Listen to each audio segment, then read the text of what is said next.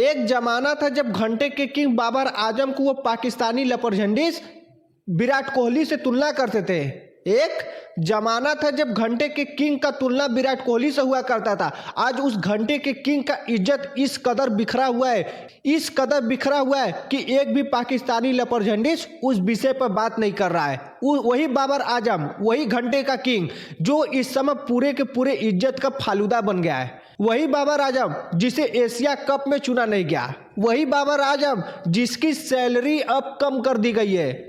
जी हाँ, एक नया न्यूज आया है कि बाबर आजम की सैलरी कम कर दी गई है। इससे बड़ा बेइज्जत और क्या होगा बाबर आजम और पाकिस्तानी लेपर्जेंडीज।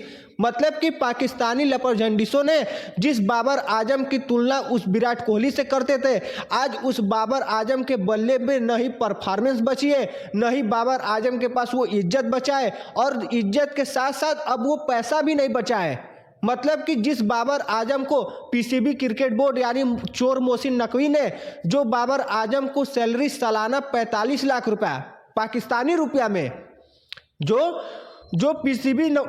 पीसीबी का अध्यक्ष मोहसिन नकवी बाबर आजम को सालाना 45 लाख रुपए देता था, और वो सैलरी अब कम कर 30 लाख रुपए पर आ गई है सालाना।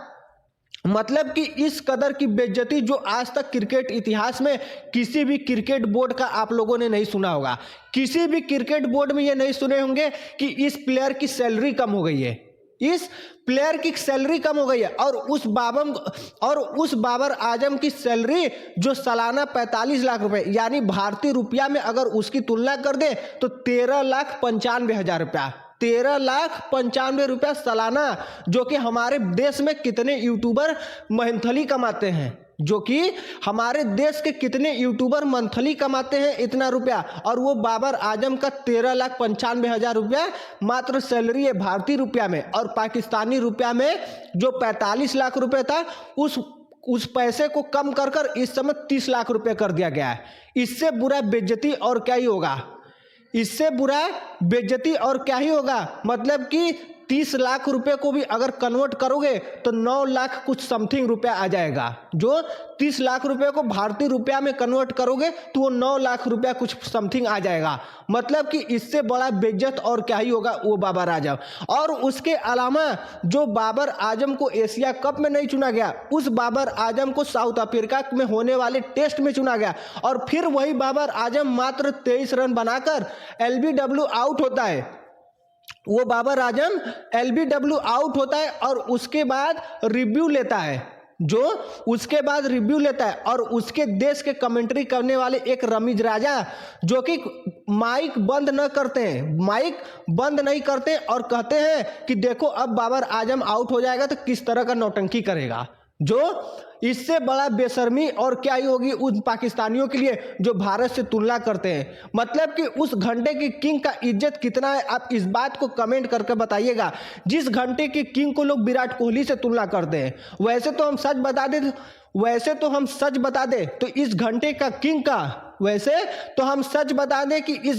किंग का जो हमारे यहाँ अंडर 16 अंडर 15 का मैच खेलते हैं उससे भी तुलना अगर कर दिया जाए तो इस घंटे के किंग का कोई भी इज्जत ना हो, उस घंटे के किंग का कोई भी इज्जत ना हो। और उस घंटे के किंग को लोग विराट कोहली से तुलना करते हैं।